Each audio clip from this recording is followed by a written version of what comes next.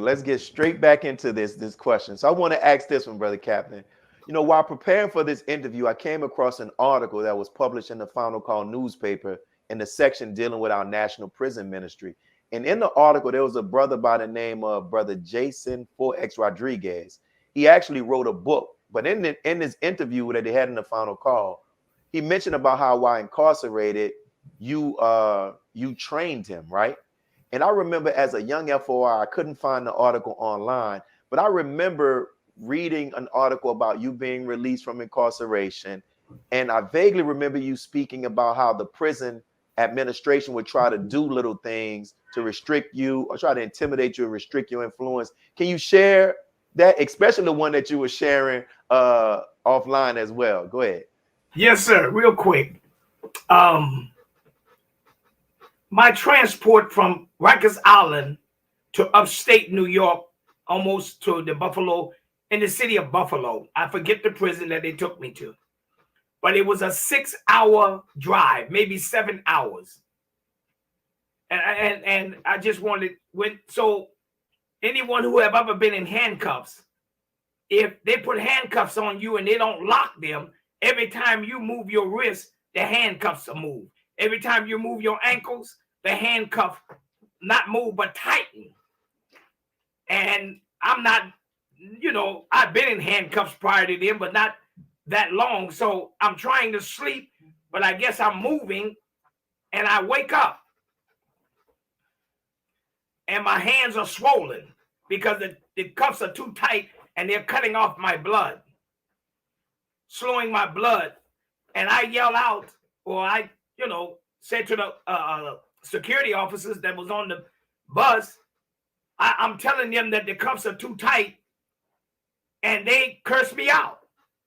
I don't have to say the words. They just if you say another word, this is what I said. Okay. I start praying and I prayed, I know, for 5 hours at least, all the way to that prison until they took the handcuffs off of me. One night, they came at 2 o'clock in the morning and was transferring me from one prison to the other.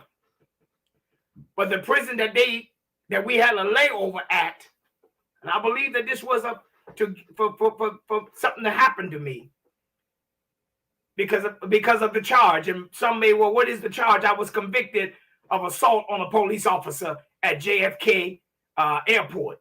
One day I'll probably get to tell that story, but time will not permit that today. But fast forward, they're transferring me, and I see that the officers, that 2 white officers, they got me in a van. No other prisoners with me, just myself. We were riding through upstate New York, the back roads. There was no traffic. There was no lights on the highway. But the whole time that I'm in the van, I'm praying. I'm asking Allah to protect me. And I get to the prison, but not knowing that there was a brother at that prison who had just went to court that morning to get sentenced and receive 44 years on top of the sentence that he had already had or he was doing time on. And they put me in the cell with the brother. The brother said to me when I walked in the cell, he said, brother, I told the administration if they put anyone in the cell with me tonight, then I'm going to kill them. I'm like, damn. This is what I got to deal with tonight. So you better call them and tell them to get you out of here because that's what I'm going to do. He's talking about killing me. It could have been anyone else, but I said, okay, this is the enemy. They want to do something to me.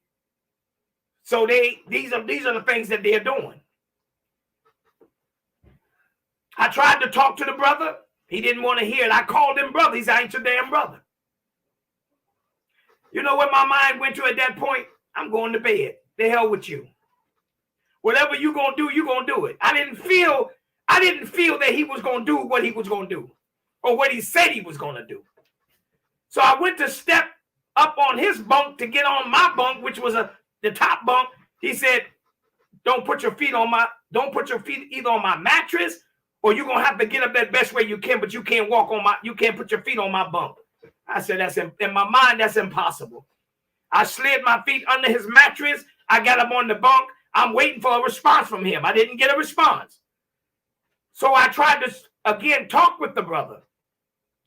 And I asked him the question, brother, have you ever heard of the Honorable Minister Louis Farrakhan? And then I forget what I don't know what he said, but I began to talk. One of the things that were going around in the prison when I was in, and I never, said that that's not the case. They said I was the bodyguard of the Honorable Mr. Louis Farrakhan. So I looked at it and said, you know what? I do secure him when he's around. And so I mentioned that to the brother. And man, we had a beautiful conversation. I went to sleep and woke up the next morning.